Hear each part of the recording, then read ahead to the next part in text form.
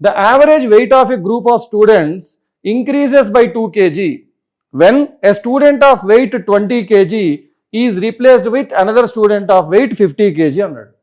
So ఒక group of students ఉన్నారు, వాళ్ళ యావరేజ్ వెయిట్ ఎంతో తెలియదు, కానీ ఒక 20 kg వెయిట్ ఉన్న స్టూడెంట్ని బయటికి తీసేసి 50 kg వెయిట్ ఉన్న స్టూడెంట్తో రిప్లేస్ చేయడం వల్ల, అతన్ని తీసేసి ఇతనికి తీసుకురావడం వల్ల ఈ యావరేజ్ 2 kgs పెరిగింది. అయితే what is the number of students in the group అన్నాడు. సో గ్రూప్లో ఉన్న నెంబర్ ఆఫ్ స్టూడెంట్స్ ఎంత అని అడిగాడు.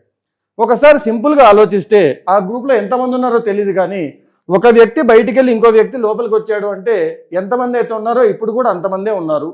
కానీ ఎప్పుడైతే 20 kgల వెయిట్ బయటికి వెళ్ళి 50 kgల వెయిట్ లోపలికి వచ్చిందో ఆ గ్రూప్ మొత్తానికి మనకి అర్థం కావాల్సింది 30 kgలు అదనంగా వచ్చింది.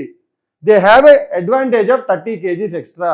సో ఈ 30 kgs ఎక్స్ట్రా వచ్చిందని తెలుసు, మన యావరేజ్ డీల్ చేస్తున్నామని తెలుసు. ఇందాకే అనుకున్న యావరేజ్ అంటే ఈక్వల్ షేరింగ్ అని. సో ఈ ఎక్స్ట్రా వచ్చిన 30 kgని కూడా అందరూ ఈక్వల్గా షేర్ చేసుకుంటారు. మరి 30 kgని అందరూ ఈక్వల్గా షేర్ చేసుకుంటే ఒక్కొక్కరికి ఎంతో కొంత ఎక్స్ట్రా వస్తుంది. క్వశ్చన్ ఏమంటుంది, యావరేజ్ ఒక్కొక్కరికి 2 kgs ఎక్స్ట్రా వచ్చింది.